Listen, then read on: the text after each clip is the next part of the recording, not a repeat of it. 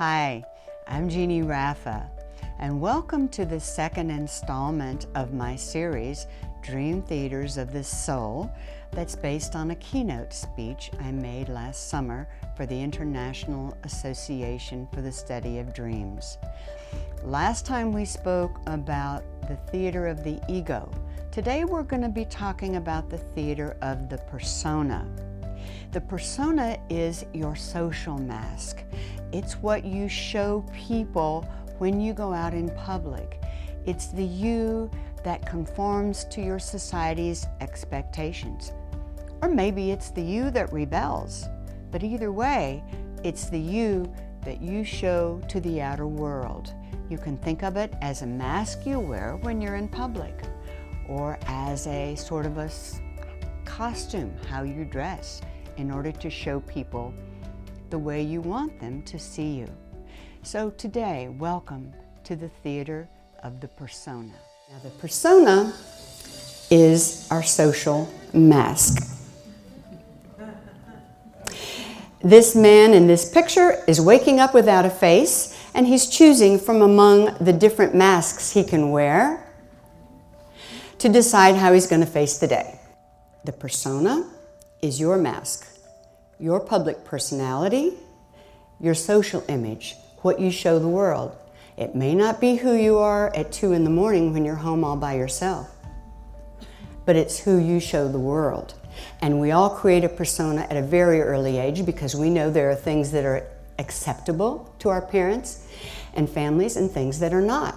And so we construct a social mask, and we're going to show the world what we want them to see about us. Meanwhile, what's going on in here could be very different, couldn't it? Common themes and symbols of persona dreams would be clothes, what you show the world. The ubiquitous naked dream. You're in public place and then you look down and you realize you're naked, or you don't have a blouse on, and so how you react to that would say a lot about how you feel about showing the world the naked truth about yourself, wouldn't it? Makes sense. It's all about the symbolic metaphoric meaning, as many of you already know. Our public actions, the way we behave in public, our anxiety about how others are going to perceive us. For example, I'm late for a test, the final exam, it's my senior year, I'm going to graduate next week, and suddenly I realize I forgot to study for the test, right? I'm going to look like a fool. My parents are going to think I'm nuts. I've been in college for 4 years, and I didn't even study for the final, and I'm not finished. I'm going to fail. Oh no, so many people have this dream. I had a doctor tell me a few years ago, oh, what does a dream mean when you're on your way to your class and you realize you didn't study for the exam, you know? Well, he was a little bit worried about how he would appear in public, obviously. I don't think he wanted to hear that when I told him. I thought that's what it meant. For me, it did. So things like, I can't tell you how many times in the early years, and every now and then I still dream that I'm on a stage, I'm getting ready to be in a play, and I realize, I forgot to memorize my lines. Woo, yep, more nods.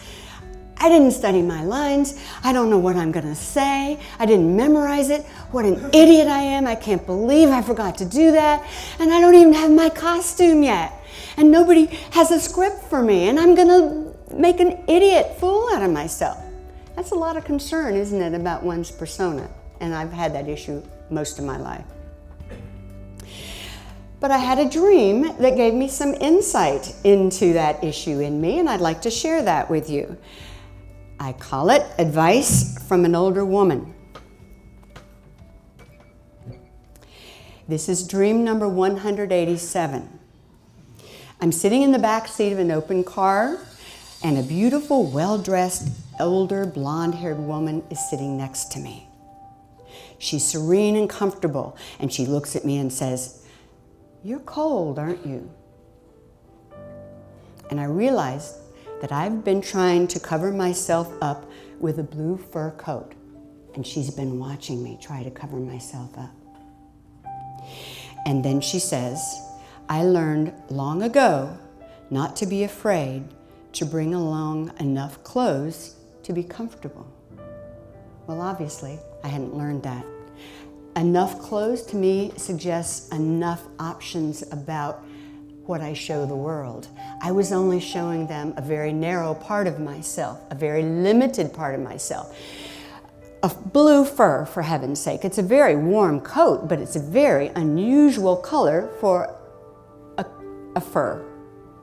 You don't see fur coats that are blue. You don't see animals with fur that are blue.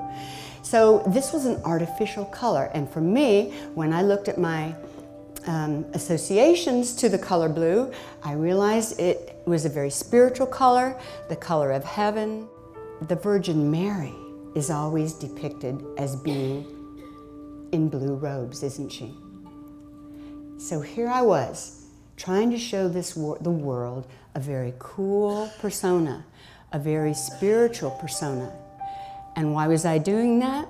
Because my father died a year after he took me down those railroad tracks. And from that point on, I decided if I didn't have an earthly father to protect me, I needed a powerful, masculine, heavenly father to protect me. And I began to submit to all the expectations for women and girls, and I towed the line, and I wore that persona. Here at 47, I was still wearing that. So I figured that out pretty quickly and decided I needed to warm up. And Justina helped me do that when she came to my house once and listened to a dream that I was telling her, and she said, "How do you feel?" I said, "Fine, it was fine, I'm cool with that." "Jeannie, how do you feel? How did you feel?" And then it suddenly, oh my goodness, I get it. I felt hurt in that dream. But I'd spent my life disowning my feelings and emotions. I wasn't about to admit it, even when after several years of dream work. Thank you for that.